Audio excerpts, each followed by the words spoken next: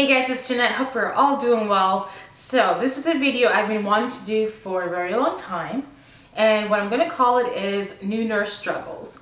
And I'm going to list down things that when I first started working as a nurse caused me a lot of anxiety and frustration, and then some of them are still on the list today, still 6 months after I started working, that I still have some problems with. So number one, and I'm not sure if I'm going to count them all because I think the list could go very long.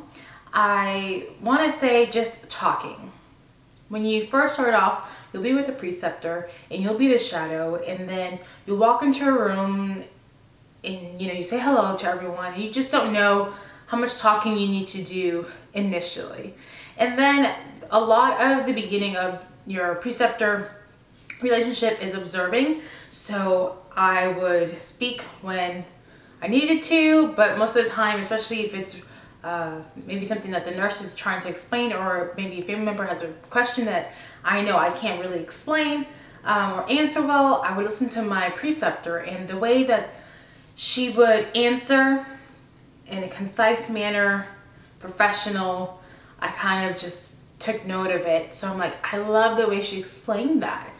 And then I am now actually starting to do it. So that's just one of the first struggles. You'll be shy, especially in the beginning. And then knowing that someone else is training you, you still want to speak up professionally and like assertive enough where the family doesn't, I don't want to say fear you taking care of their family member.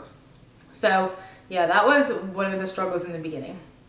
Okay, this one, IV lines. So in the ICU, I'm not sure how it is in other units, but I'm pretty sure you probably are not managing 8 or plus IV lines. So in the ICU, some of these patients are really sick and they may need 8 different channels on 2 IV pumps to get everything that they are needing to get better. And that was such anxiety for me. I walk in and I get reported, I'm doing my assessment, I'm ready to do meds, and there's 8 IV lines, and then I have one more med to give or to hang, and just understanding where your access is was a big struggle for me. So tip, go and review all of your IV access. One, procedures, how to start an IV, what materials you may need, and all of the different common points to access the venous or arterial system. So on top of that, I had, someone with an arterial line. Then I had maybe a internal jugular line, then a couple peripheral lines, and there was just so many. And let's say, for instance, drawing labs, which is on the list, was a big struggle for me. I'm like, do I just pull it from one of these lines? And so just review that so you are aware of where in the body, what it looks like, what you can do with that line. That was the beginning. I was like, what is going on? And I felt like I was getting my preceptor annoyed because I was just so fearful. She's like, you have a central line, just use that, grab that for labs. And I'm like, okay. And I'm looking at the patient, I'm like, oh, that's peripheral, and so yeah, that was one of my big struggles. And now I go in and have a lot better understanding of what we normally see and what I can do with it and stuff like that. And then also an arterial line, setting that whole system up, or a CVP line, setting that system up, the supplies. Those are things that I had struggles with in the beginning because we really didn't do that in nursing school. So a lot of the patients in the ICU will need more accurate, detailed blood pressure management, especially if they're on a vasopressor. And setting something like that up, one, it's a bedside procedure. You're the nurse, you're helping the physician, you're passing anything along as a sterile procedure. And it's just, that in itself was also another struggle, is what do I need to bring? What do I need to do? Will the physician be nice? Will they tell me what they need? So that was a big stressor in the beginning as well. It's getting better though. I would say a lot of that also has to do with supplies. Learning your supply closet, what's what, where is it, do you actually need is also a struggle. Tell me to go find a suture kit. How big is it? Like, I don't know where it is, and it's, you know, some of these supply closets are huge, and you waste so much time trying to just figure out where it is. And that's frustrating, especially if you're trying to help someone, or maybe you're in the middle of procedure and something falls and you have to go get a new one. Things like that are very frustrating for me. And even to this day, I'm still like standing there, okay, where is it? So yeah, the more you do things and you see your unit using supplies over and over again, then that will be quicker to go find it. But in the beginning, it was a struggle. Okay, the computer system, that major struggle. Understanding how to navigate the computer system, documentation system, when to document, how to document, the time you put in, it's just confusing in the beginning. I felt in the beginning my mind was solely on patient interaction and care, like touching and doing that part of nursing, and documentation was on its own little world. And it wasn't until I was understanding how to utilize the computer where I could mesh the two. I'm like, oh, okay, when I'm doing all this with my patient, now I know where actually to go into the computer system to document all that. So once I understood that, it made life a lot easier. And you go back to the computer system to find out what exactly you need to be on top of or what's next. So yeah, try to get a grasp of that early on, because it'll make your nursing care in your day go a lot smoother. On top of that, chart checks. So in the beginning, my nurse was like, okay, when you take report and you give report, you also do chart checks, and you can do chart checks in the middle of the day. And I just went along, okay, chart check, chart check. I'm like, chart check. I'm like, I don't understand, man. You're checking a chart. And it didn't click. I don't understand why it didn't click. But all a chart check is, you are reviewing the entire patient's chart. It's on the computer system. Mind you, maybe I was thinking chart check like the paper chart, the electronic chart that's in that patient's profile. You look at all the orders, and you kind of, what I like to do is go the latest orders on the top and then go to the previous orders to the bottom. And when, let's say I'm coming on, the night nurse is there, and I'm coming on, we're looking at it and we're doing a chart check, making sure everything that's active was completed or is on my plate to do, and that everything that was done is, you know, completed, marked correctly. It's just a way to make sure that you're not missing any orders. And that, for some reason, took forever to understand. Don't know. Orders and consents. That is probably still a struggle, because some of the ways physicians put orders in are confusing, and I need to call for clarification. And then let's say in the ICU, we do a lot of bedside procedures, and that may mean that I have to get my consents printed and then pre-filled. It's just, I'm still having a hard time making sure that I am pulling the right consent, because what I would hate to happen is pull the wrong consent, pre-fill it, and then somehow we sign and just, that's, yeah. So I always print my consents, and I go and ask one or two nurses, hey, is this what I need? And yeah, I ask questions all the time, and I still do. So do not be afraid to ask questions. Physician names, or any other person that you work with closely, their names. Man, it's hard. Some of these patients, especially in the ICU, they have so many doctors, many different specialties, and they come around and they kind of zip in, zip out, and they give you an order, and I'm like, who are you? Why? And I don't know if it's just me, my hospital, I don't know, but I think it's just so weird that if you've never seen my face, or just, I don't want to say it's rude, but if you don't know me, why don't you introduce yourself to me? And maybe it's just a doctor thing, I don't really know, but so now what I do, what I started doing in the middle of my preceptor like orientation, was ask, okay, so what was your name? What specialty are you in? And I try to look at their badge, because I have to make a note of who I spoke to and who gave me the order. So, and some people just come in and out, and I'm like, who are you? And I'll ask them, like, do you know that person? What's that person's name?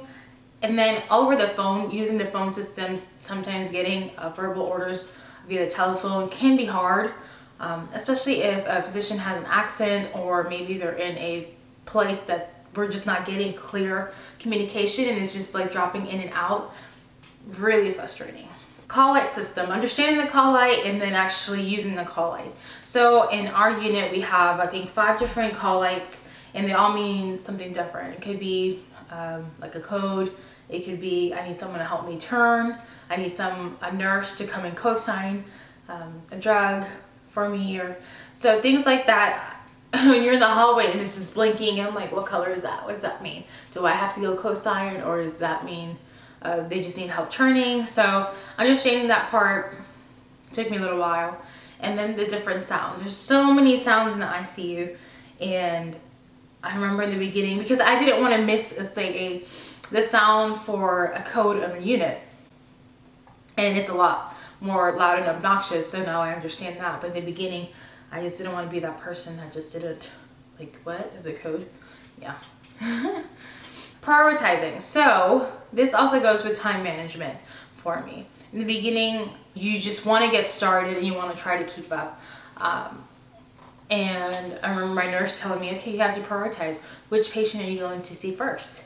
And you know, during NCLEX review, you're always doing those questions. And in real life, you have to really assess your patient, find out during report, who do you need to go in really quickly and assess. And I even had an instance where a patient was, you know, in their last moments, and I didn't know I just didn't know, should I stay here the entire time, or do you want to go get the second patient? Just didn't know. And she told me, well, say hello to your other patient and come back and stay in this room because things will deteriorate pretty quickly. And as a seasoned ICU nurse as she is, you know, you can tell that. And as a new nurse, you can't tell that. And I think that was one of the biggest struggles, just understanding how the end of life looks on the person as well as on the monitors. And now I obviously have a better idea, maybe length time, how much time we may have, how the patient's looking. So it's something that only comes with experience. So I'm glad I did, because shortly after the patient did pass. But I was happy that I said hello to my other patient, told that person, I'll be back if you need anything, just hit the call bell. And I went and I was able to visit with that second patient and be there with that family during those moments. Overall, death, whether it's expected, whether it's just sudden, whether it's a code, that's a big struggle to deal with emotionally and physically. In the beginning, it's tough, and I remember crying in the beginning, and I remember holding a patient's hand, and I don't want to say separating your professional and emotional self, but that was a struggle in the beginning. And I was there in the room, and like, if you were to tell me, here's $1 million, stop crying, I couldn't do that. My heart really went out to that patient in the situation, and I didn't want that patient to be alone. No one should go that way. And that took over that moment, and I was happy I was there. And that's just probably one of the biggest struggles, along with just, you know, having a person pass. Also the struggle of understanding the protocol. What do you do? How is family notified? How do you contact a physician? Who calls time of death? And then paperwork, funeral home arrangements. Is it a coroner case? It's a lot. So that's a struggle, even to this day, with just new protocols and things. You know, as a new nurse, I just always have to ask questions. Okay, so what do I need to do? You tell me, help me find it, and I will do it. So that still, I think, will continue to happen, because things are always changing. And this is the last one, the Pyxis room. This is the medication room where you log in and you put your finger, you find your patient's profile, and you pull medications, and it's just a drawer full of little pockets of medications. And the level of stress in the beginning, I was like, I need to pick the right one, make sure it matches, make sure my dose matches. It's just, and I would just see people just, oh, click, grab, okay, grab. And I'm like, just so like meticulous because you don't want to make any mistakes. So I'm really grateful for all of the systems in place that help us nurses not make those mistakes. And then on top of that, I'm helpful for my own knowledge that I check my drug. What exactly am I giving? I look up that reference button, gets clicked on a lot, and it's great because it pulls up reference material that I can just plug it in. What I'm looking for, was it for dosing? So that part, the anxiety of just administering medications by yourself, you are licensed, that was a big struggle in the beginning. Now I'm more comfortable, I'm more familiar with drugs. Overall, you just get used to, and you have a system that you work on. You build confidence on that system. So I guess that's it. Hopefully you guys enjoyed this video. The struggles. And I have a feeling I may have a couple more of these as I move along past my 6th month working as a nurse. So if you have any questions, leave in the comments below. If you are a new nurse, please go ahead and comment what has been your new nurse struggles that you can share with us, because I bet all these new nurses that are about to enter their job for the first time would be happy to hear what everyone else is experiencing as well, not just my own opinion. But anyways, that's it. Don't forget to comment, like, and subscribe, and share the videos. Bye.